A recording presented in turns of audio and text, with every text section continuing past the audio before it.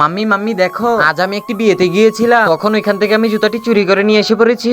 আরে রাজু, তুই তো অনেক ভালো কাজ করেছিস, ওকে অনেক এই জুতা দিয়ে সুন্দর লাগতেছে। আরে মাম্মির পায়ে এটা কার জুতা জিজ্ঞাসা করতে হবে। আরে মাম্মি, তোমার পায়ে ছেলেদের জুতা কেন? আরে রাজু, আমিও তো একটি বিয়েতে গিয়েছিলাম, ওইখানে এই জুতাটি আমার পছন্দ হয়ে যায়, তখন আমি এই জুতাটি চুরি করে নিয়ে এসে পড়েছি। আরে আমি তো আর এই জুতা পরবো না, এই জুতা তোর পাপা পরবে। ওই তো তোর পাপা এসে গেছে। আজকে কার মুখ দেখে যেন আমি বের হলাম, বিয়ে বাড়ি যেতে আমার জুতাটি চুরি হয়ে গেল। আরে রাজুর পাপা, তোমাকে তো চিন্তিত মনে হচ্ছে কেন? আরে তুমি তো বিয়ে বাড়ি গিয়েছিলে। আরে আমি তো বিয়ে বাড়িতেই গিয়েছিলাম, ওইখানে যাওয়ার পর আমার জুতাটি চুরি হয়ে যায়, তারপর অনেকক্ষণ খুঁজলাম, তাও আমার জুতাটি পেলাম না। এখন কি করব কিছুই বুঝতেছি না। আরে এত চিন্তা করতেছো কেন?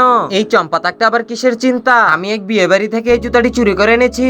কই দেখি তো। আরে চম্পা, এই জুতাটি তো আমার, তুমি বিয়ে বাড়ি থেকে আমার জুতাই চুরি করে নিয়ে আসলে। এই জন্যই তো বলি, বিয়ে বাড়িতে আবার কে জুতা চুরি করবে? সবাই দেখি মেয়েদের নাচানাচির ভিডিওতে লাইক সাবস্ক্রাইব করে। আজকে দেখবো মাকে কে ভালোবাসে। মাকে যদি ভালোবেসে থাকুন তাহলে ভিডিওটিতে লাইক দিয়ে চ্যানেলটি সাবস্ক্রাইব করুন এবং কমেন্টে আই লাভ ইউ মা লিখে যান। আরে রাজুর বাবা, আমি তো বুঝতেই পারিনি জুতাটি তোমার, নয়তো অন্য জুতা নিয়ে আসতাম।